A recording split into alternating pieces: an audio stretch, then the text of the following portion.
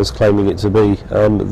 Everyone knew that, all along, what Take That were going to try and do is to cross over into some kind of adult market in the way that George Michael did 10 years ago. So they've been primed for that for a very long time. Whether or not they'll go with Gary Barlow or Gary Barlow will ultimately do it alone is anybody's guess. Presumably he will become a solo star eventually, but when he does remains to be seen. Do you think that, people have sort of almost said that, this is almost kind of like getting to the level of Beatles and kind of hysteria. They're not just a one-hit wonder, they are actually sort of proving themselves as a kind of consistent band. But do you think that's sort of fair enough to say? Do you think that's just hype?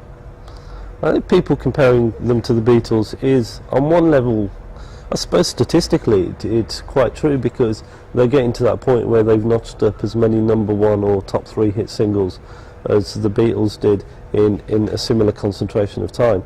But no, to compare Take That to the Beatles artistically it's just a complete fallacy in so many ways. It's the Beatles were just kind of spurned by a different kind of motivation. They weren't entirely sure of what they were exploring, because what the Beatles did has never really been done before.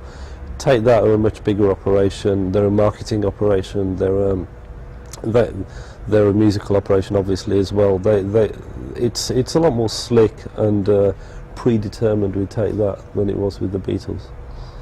As far as the album is concerned, are there any songs on there which you think really sort of stand out as classics?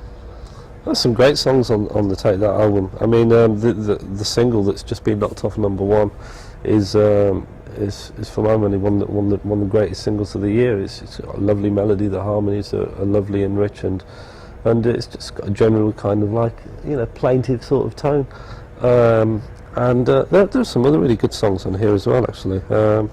Gary Barlow's obviously listened to some really great records in attempting to come up with the odd perfect pop song.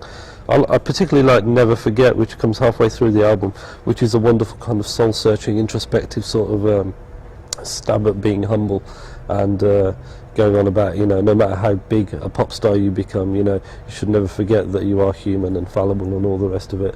And I think pop stars, written by pop stars about being